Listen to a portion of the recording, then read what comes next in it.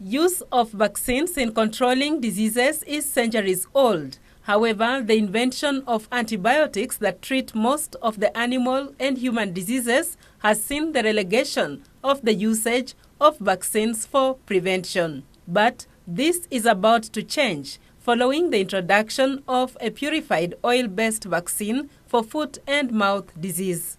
To launch, or rather to sensitize the county governments on the new foot and mouth disease vaccine, which is oil-based, which we are introducing to the market, initially piloting in a number of counties. And we've said the advantages of this vaccine is that you can do vaccination once a year as opposed to 3 times a year. It will be cheaper, and of course it will be easier to move, particularly the communities in the ASAL area. The vaccine is among efforts being implemented to reduce the 24 billion shillings that Kenya loses annually due to livestock diseases. It's a challenge in this country, and that's why we continue to emphasize vaccinations, that is prevention, so that we don't get the disease. And it is estimated that we lose about 24 billion shillings annually because of diseases. It could be more than that. This is an estimate of about 10 years ago.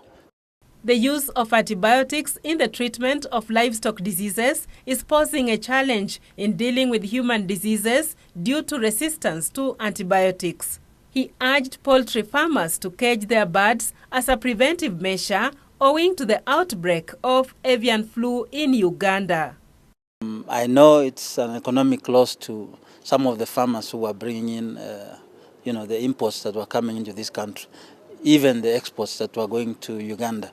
But that is a measure we need to take so that we protect ourselves and protect our country. The avian influenza virus is coming from wild birds. So let us put our birds, the chicken, ducks, turkeys, all of them, things we call poultry, enclosed so that they don't come in contact with the wild birds. The government has set aside 1.3 billion shillings for buying livestock from farmers in drought-hit areas under the Livestock Offtake program. Kenya lost livestock worth over 600 billion shillings during the 2011 drought. Judith Akolo, Channel 1 Business.